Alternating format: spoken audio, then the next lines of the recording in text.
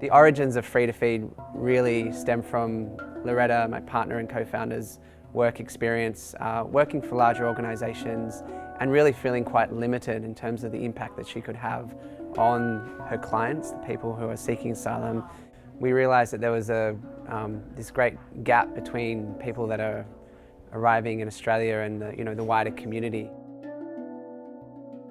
We never intended to start a cooking school, and Loretta and I are far from foodies, but what we found was that food was this incredible area of knowledge and skills and joy and expertise that did come across with people who are newly arrived.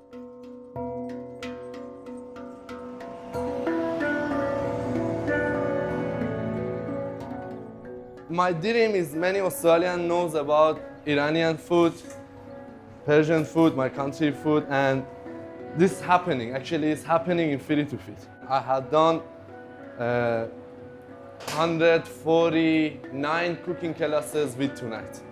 In starting these classes and events, we soon realised that the wider community is experiencing its own isolation from people that are newly arrived in our country. We then realised that we've got a kind of a win-win situation.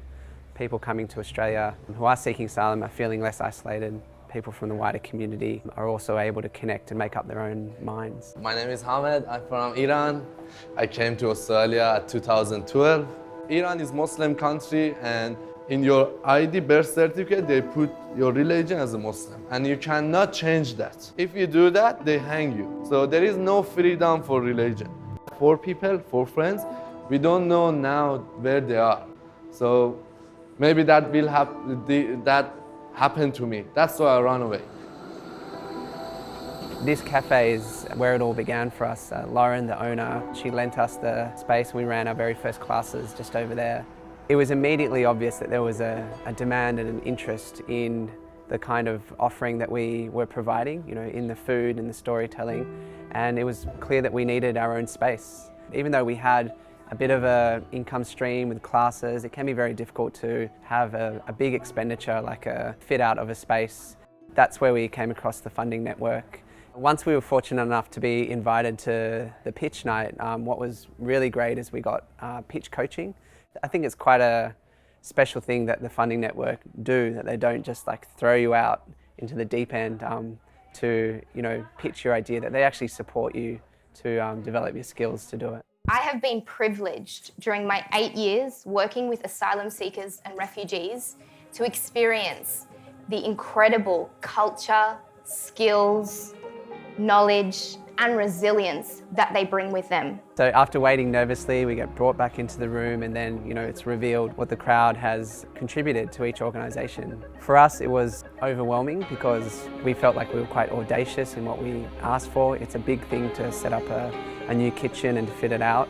At the time we'd taken out a lease on a space, but it was essentially an empty shell. So what the funding allowed us to do was to fully fit out that space. Ovens, dishwashers, exhaust units, expensive items. It just, as I say, it's been, the centre of our operations ever since. Because you have to take everything, put in the car. Sometimes we miss equipment, we miss ingredients, but now we have everything here.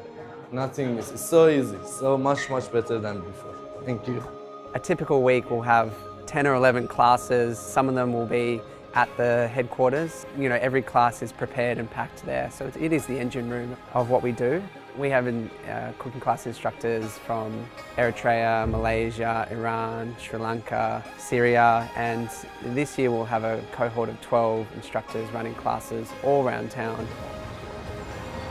The community of generosity, let's say, that community is being nurtured and supported by the funding network, and we don't do our work because there are generous people out there, but those generous people underpin our work, and our work would be diminished if they weren't there. From our point of view, we really appreciate the work that the funding network is doing in nurturing that generosity in the community.